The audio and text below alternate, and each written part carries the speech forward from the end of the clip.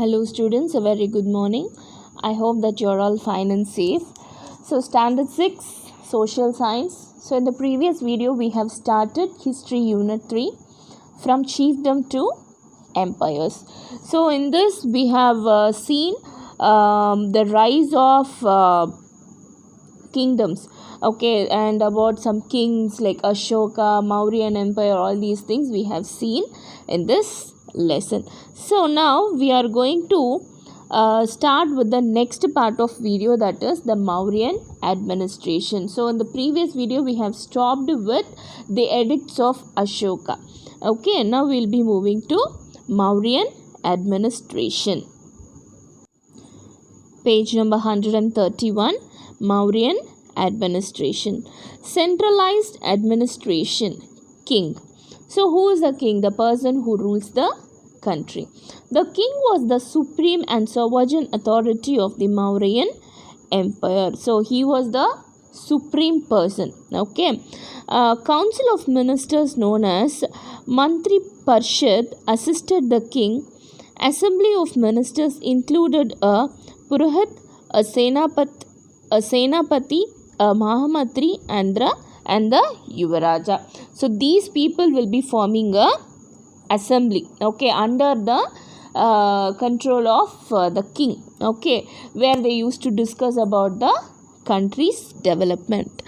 King had an excellent spy system. So you know what is a spy system? Ottran they used to say in Tamil. That is spy system. Revenue system. So revenue is nothing but about the money. The land was the most important source of revenue for the state. Ashokan inscriptions at Lumbini mentions Bali and Baha as taxes collected from people.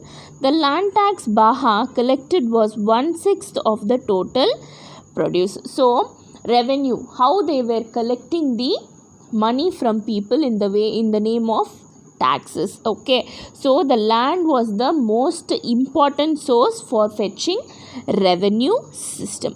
Revenue from taxes on forest, mines, salts and irrigation provided additional revenue to the government. So apart from the land, they were also collecting revenues on taxes from forest, mines, salts and irrigation process also. Much of the state revenue was spent on paying the army, the officials of the royal government, on charities and on different public works such as irrigation project, road constructions, etc. So what they will be doing with the money in the name of tax they are collecting from the people, they used to involve this on the society development, like road construction, irrigation process, construction of dam, all these things they used to invest these money. Next is the judicial system. The king was the head of the judiciary. He was the highest court of appeal. So as I told you, king will be the superior person. King appointed many judges subordinate to him. The punishments were harsh. So in that era, no, the punishments used to be very harsh. Okay, king has appointed many judges. Okay, the next one is military administration. The king was the supreme commander of the army. A board of 30 members divided into 6 communities with 5 members on each monitored navy, armory, that is transport and supply, infantry, cavalry, the war chariot, the war elephant. So they used to maintain. So military, this will be under the control of by the king. So here 30 members will be divided into a team. So these 6 groups they have given, no. So each they used to appoint some members. Okay, so next page. Municipal administration, cities and towns. Board of 30 members divided into 6 communities. Each had 5 members to manage the administrations of the city. So cities and town, as I told you, the development of cities. Okay, so all these things they used to involve the people. Town administration was under Nagarika Nagarika, he was assisted by Tanika and Gopa. So members were appointed for the development of cities and towns. Do you know the Junark Girgar inscription of Rudradaman records that the construction of water reservoir known as Sundarakshana Lake was begun during the time of Chandragupta Maurya and completed during Ashoka reign. So after Chandragupta Maurya's period only we have Ashoka's period. So they were starting the development purpose, like conservation of water, construction for water reservoirs like dam, everything, etc. Currency. Money was not only used for trade, even the government paid its officers in cash. The punch marked silver coin panas, which carry the symbols of the peacock and the hills, and crescent copper coin called mashkas formed the imperial currencies. So nowadays we are using the notes, right? 1000 rupees note or 2000 rupees note, 500 rupees note. So in those days they used to maintain the coins. So the punch marked silver coin, which will be called as panas, which carry the symbol of a peacock, and the hill and crescent copper coins called mashkas form the imperial currencies. So these types of coins, currencies were used in those period.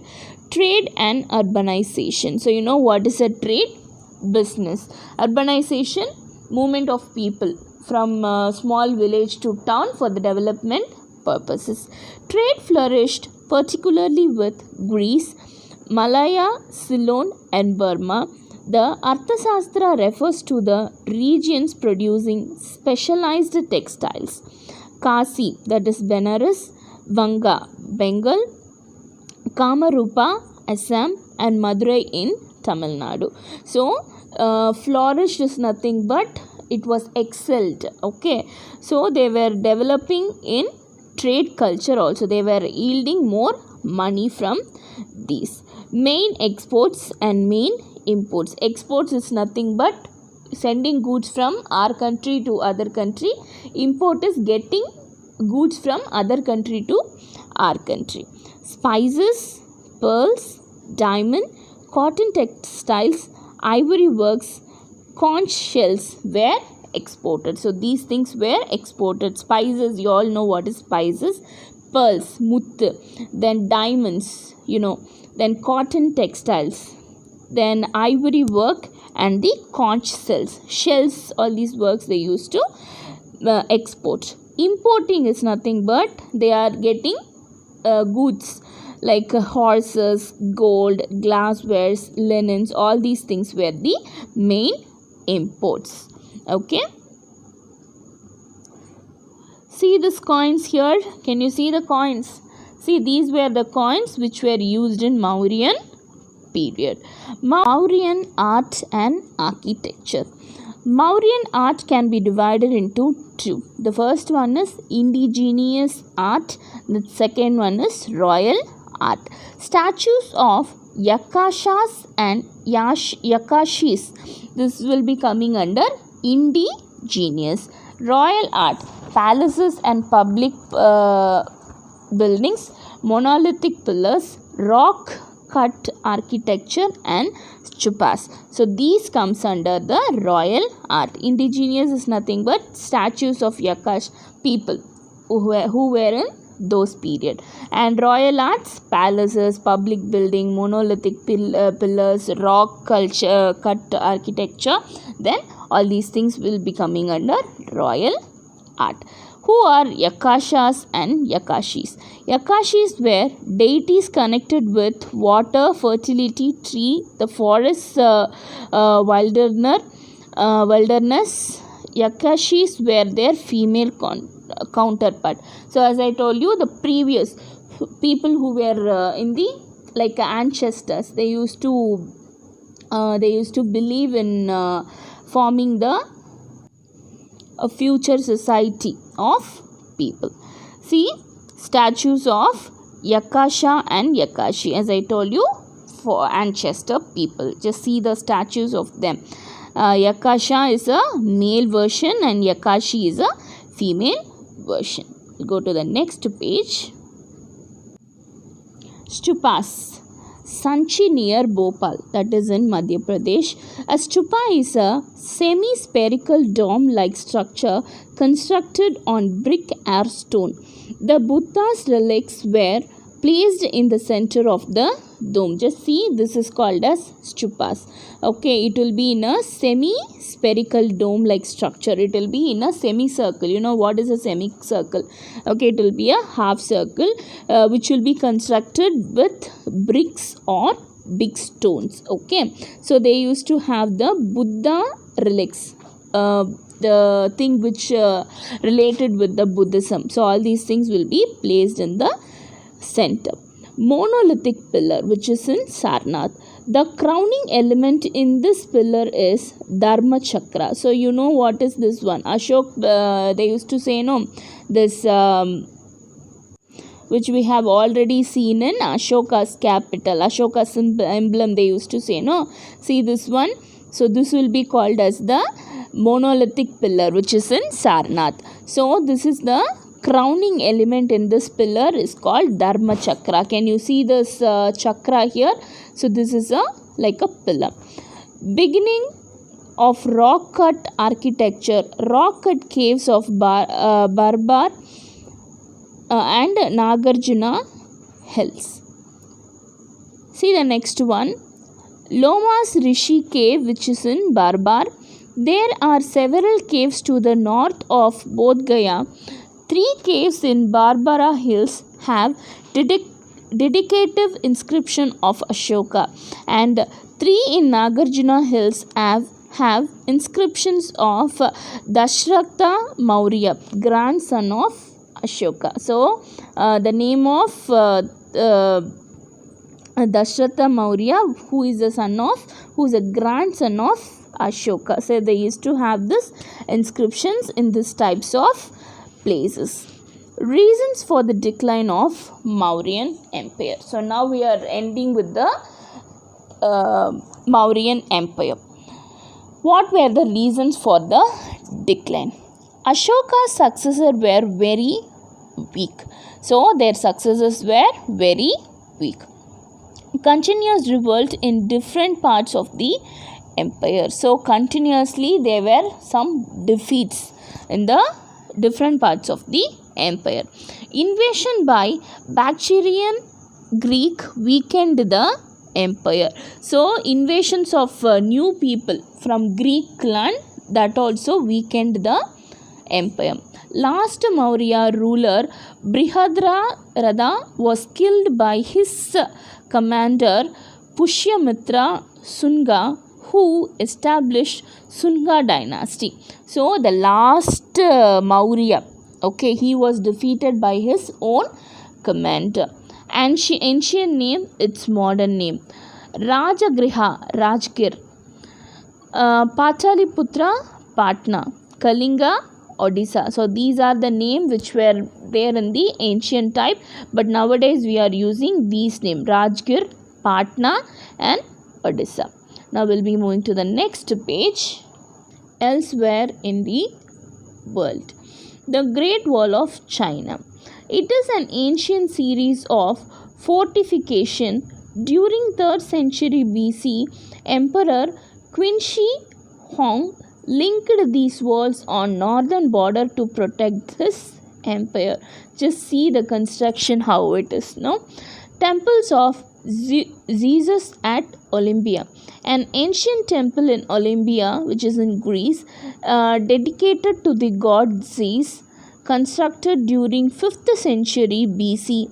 It is one of the 7 wonders of the ancient world.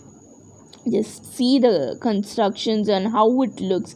No, nowadays with the help of so many missions and so many people, we people are not able to construct good things. But see, in those days itself, how they have planned and constructed so many things. So okay students, with this the lesson gets over. We'll see the summary of this lesson. So what all we saw in this whole lesson. Summary: 6th century BC forms an important landmark as it witnessed the emergence of 16th Mahajanapadas. Among the 16 Mahajanapadas, Magadha emerged as an empire. Magadha was ruled by 4 dynasties. First one is the Haryanka, Shishunga, Nanda and Maurya dynasty. The next one is Chandragupta Maurya established the Mauryan Empire. So he was the first person who established Mauryan Empire. Who was the person? The name of the person is Chandragupta Maurya. Ashoka was the most famous of the Mauryan king. Ashoka's pillar and rock edicts enlightened us on his ideas of Dhamma. Okay, so with this we are ending this video. So students, as I told you, we have completed this lesson, the second part of the lesson. If you have any doubts, please see the video and again please go through the lessons. Okay, try to read out the big words given here, just pronounce it and see. Okay, the PDF will be uploaded very soon, so you can complete your classworks. Okay, until then, thank you. Stay home, stay safe.